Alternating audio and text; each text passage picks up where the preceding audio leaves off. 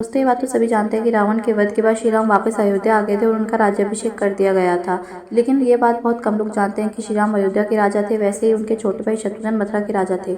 अब आप यह बात सुनकर हैरान हो गए होंगे, क्योंकि मथुरा के राजा का नाम सुनते ही अगर कोई नाम मन में आता है तो वह है कंस, जो श्री कृष्ण के मामा थे। अब ऐसे सवाल उठता है कि फिर शत्रुघ्न मथुरा के राजा कैसे बन गए।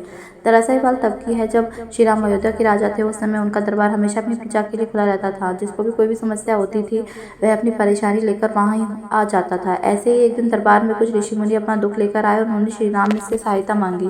उन ऋषियों में से एक चवन ऋषि ने श्री राम से कहा, महाराज, मथुरा के राजा लवणासुर ने बहुत उत्पात मचा रखा है। वो मधु नाम के दैत्य का पुत्र है, जिसके पास अपार शक्तियां हैं। वो वहाँ रहने वाले ऋषि मुनियों और तपस्वियों को मारकर खा जाता है।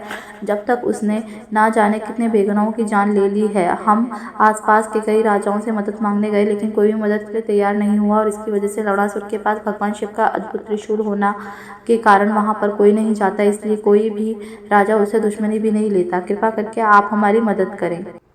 ऋषि मुनियों का दर्द सुनकर प्रभु श्री राम ने तुरंत शत्रुघ्न को यह आदेश दिया कि वो मथुरा जाकर लवणासुर से युद्ध करे।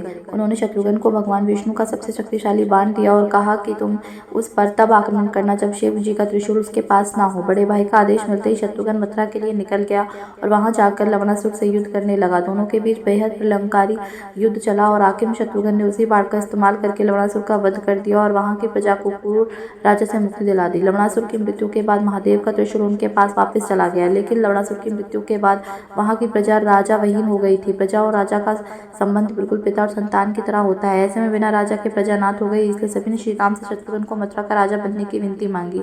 सभी की खुशी को देखते हुए प्रभु श्री राम ने अपने प्रिय भाई शत्रुघ्न को मथुरा का राजा बना दिया और इस तरह मथुरा के राजा पराक्रमी शत्रुघ्न बने। अगर दी हुई जानकारी अच्छी लगे तो चैनल को सब्सक्राइब करना ना भूलें और ऐसी जानकारी अपने परिवारजनों और मित्रों के साथ जरूर शेयर करें। धन्यवाद।